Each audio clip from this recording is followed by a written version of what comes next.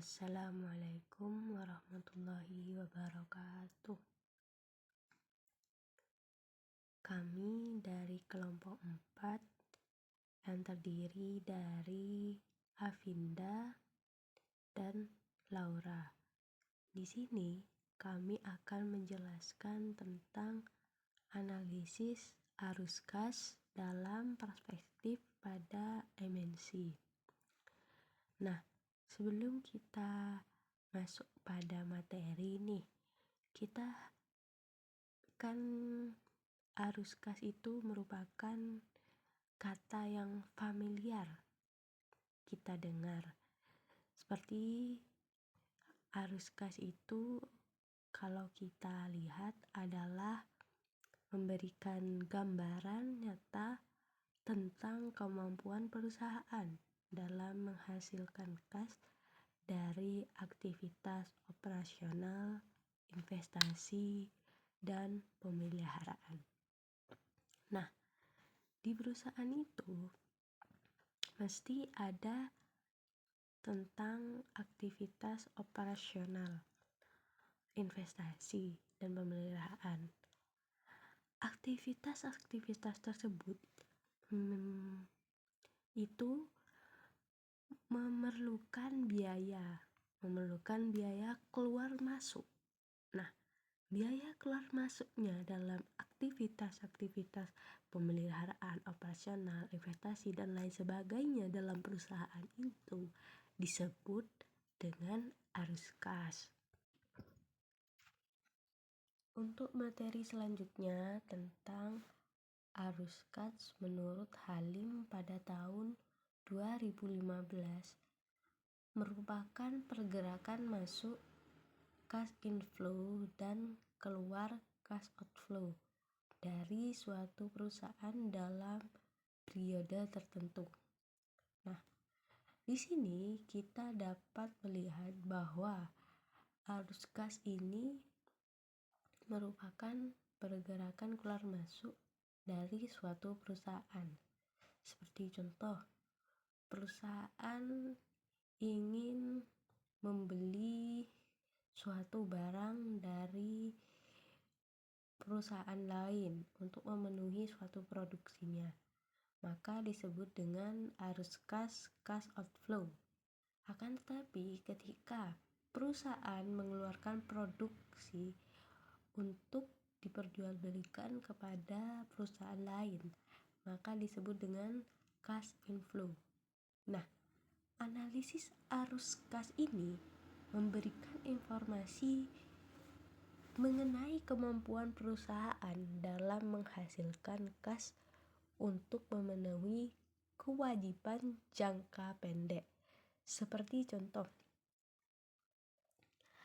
memenuhi kewajiban jangka pendek ini kita dapat melihat apa saja yang dikeluarkan perusahaan dalam menjalankan suatu strategi perusahaan.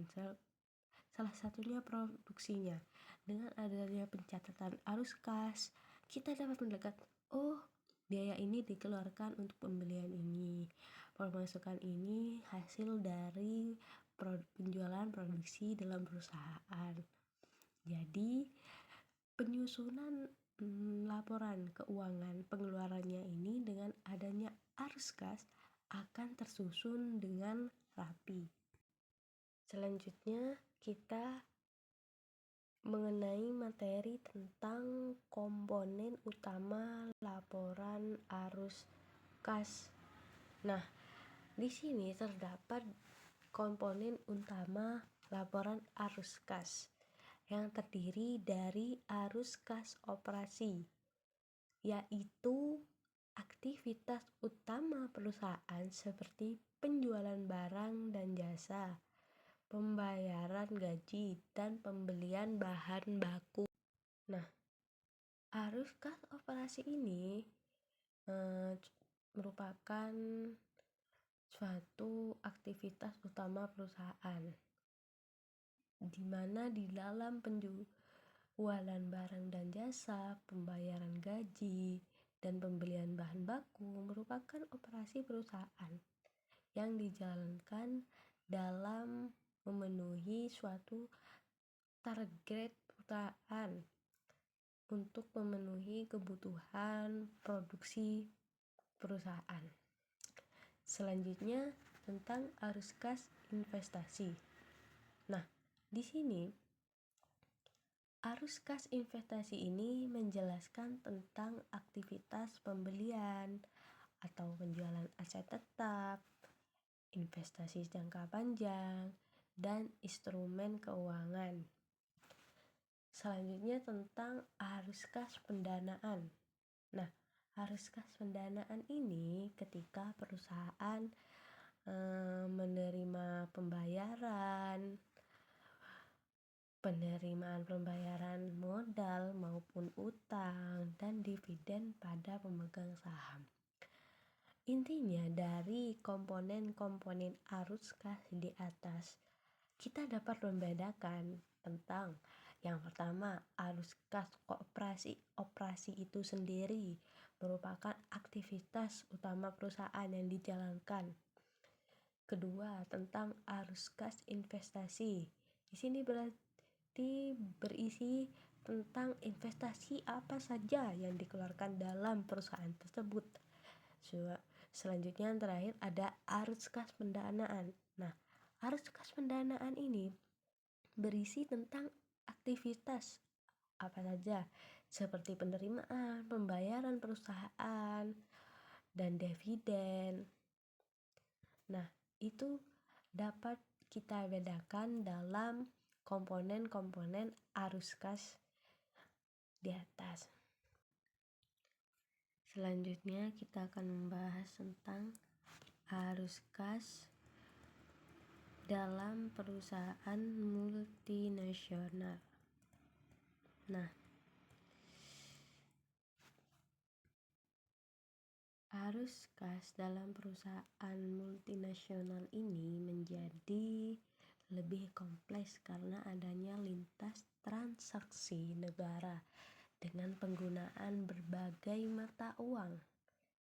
Di sini Tanlen 2017 menjelaskan bahwa MNC harus memperhitungkan risiko nilai tukar, transfer pricing, dan repatriasi laba dalam arus kasnya.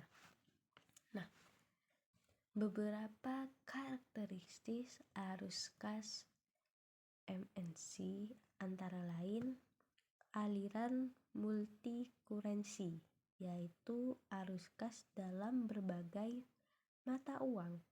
Artinya berbagai mata uang dari beberapa negara, kan ada turis-turis masuk maupun kita sebagai warga lokal mau keluar negeri, itu kan ada pertukaran mata uang.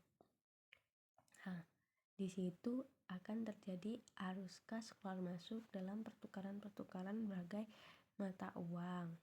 Selanjutnya, transaksi lintas negara melibatkan pembayaran antar negara dengan kebijakan pajak dan regulasi yang berbeda. Transaksi lintas negara, contohnya kita ingin membeli HP. Nah, HP iPhone itu ada pajaknya. Pajaknya itu masuk pada pajak negara. Jadi di situ terdapat arus kas masuk untuk pembelian HP iPhone dari luar negeri. Efek jeda waktu, yaitu keterlambatan penerimaan kas akibat jarak geografis dan perbedaan waktu. Nah, setiap negara itu kan waktunya berbeda-beda. Seperti di Indonesia sekarang berbeda dengan Arab. Nah, di Arab itu memiliki perbedaan waktu 4 jam dengan Indonesia. Contohnya jika di Indonesia jam 12 siang, maka di Riyadh maupun di Arab itu masih jam 8 pagi.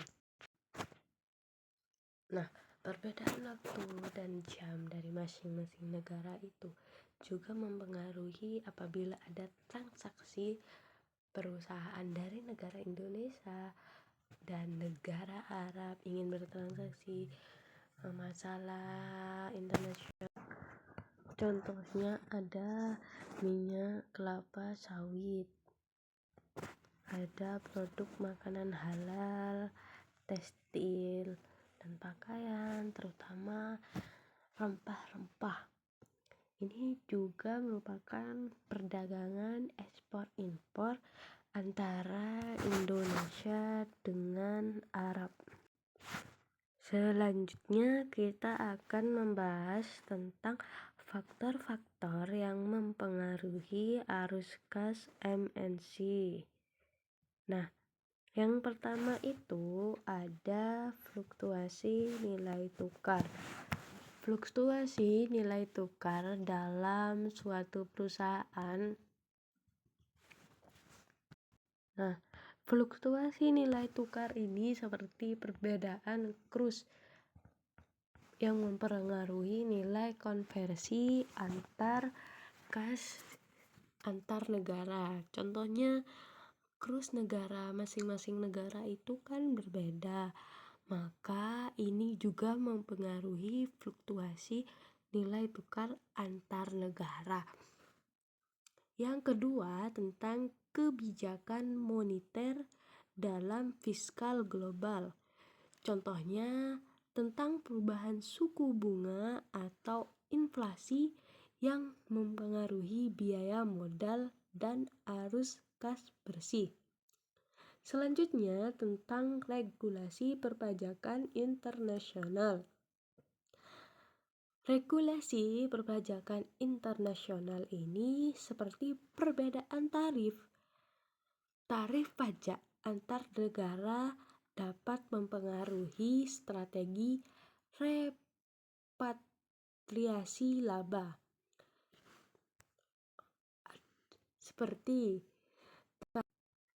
Seperti perbedaan tarif pajak antar negara seperti negara Indonesia, tarif pajaknya itu kan 11%, Filipina 12%, Australia 10%. Akan tetapi dalam negara AS itu lebih banyak tarif pajaknya sebesar 37%. Nah, metode perhitungan perlakuan transaksi lintas antar negara ini mempengaruhi kebijakan regulasi perpajakan internasional dalam memperoleh laba. Selanjutnya tentang kondisi ekonomi negara koperasi. Nah, negara koperasi ini seperti stabilitas politik dan ekonomi mempengaruhi kemampuan anak perusahaan dalam menghasilkan arus kas. Yang terakhir tentang kebijakan dividen dan investasi internasional. Nah, keputusan investasi atau pembayaran dividen berdampak langsung terhadap arus kas global. Nah, 5 faktor yang mempengaruhi MNC ini juga dapat mempengaruhi arus kas maupun laba yang dihasilkan dari terjadinya alur atau transaksi yang mempengaruhi faktor-faktor arus kas MNC, baik itu menguntungkan dalam transaksi maupun memperlambat atau terjadinya fluktuasi nilai tukar karena perbedaan mata uang setiap negara. Nah, menurut Fabozzi 2018, MNC perlu mengelola arus kas dengan prinsip Centralized Treasury Management, di mana pusat keuangan perusahaan menyatukan dan mengendalikan arus kas seluruh entitas guna mencapai efisiensi dan mengurangi risiko nilai tukar. Selanjutnya kita akan membahas tentang analisis arus kas dalam perspektif pertama mengenai evaluasi kinerja anak perusahaan melalui arus kas operasi dalam mata uang lokal.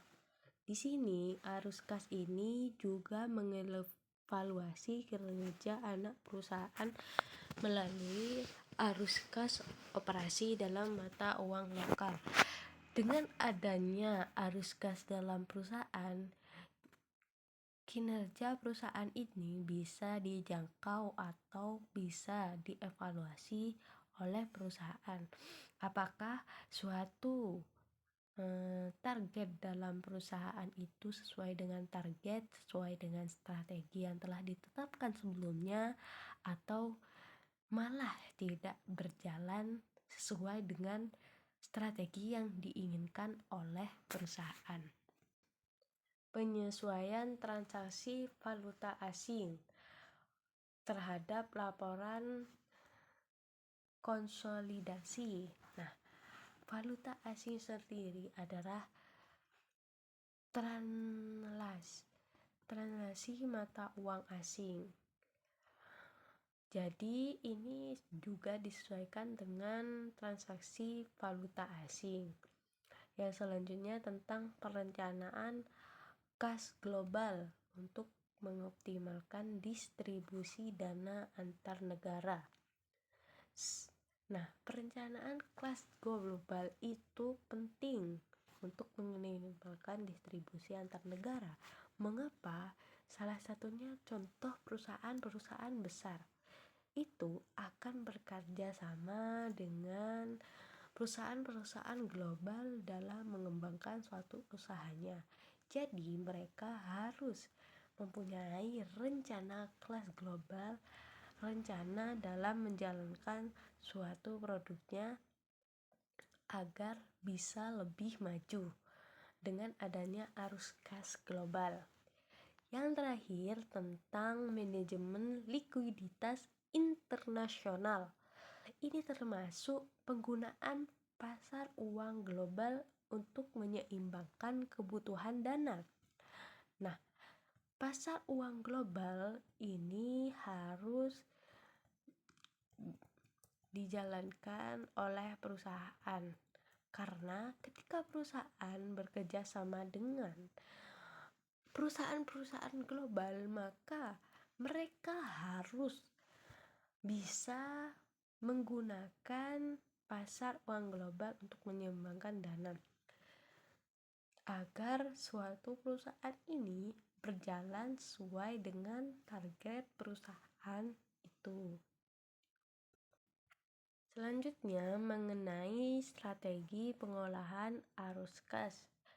Nah, yang pertama tentang hedging dengan instrumen derivatif seperti kontrak forward, futures, dan option untuk melindungi nilai kas dari tepi mata uang. Di sini heading ini untuk melindungi nilai arus kas perusahaan. Juga ada netting system untuk menyeimbangkan pembayaran dan penerimaan antar anak perusahaan. Netting system ini merupakan suatu penyeimbangan pembayaran antar anak perusahaan.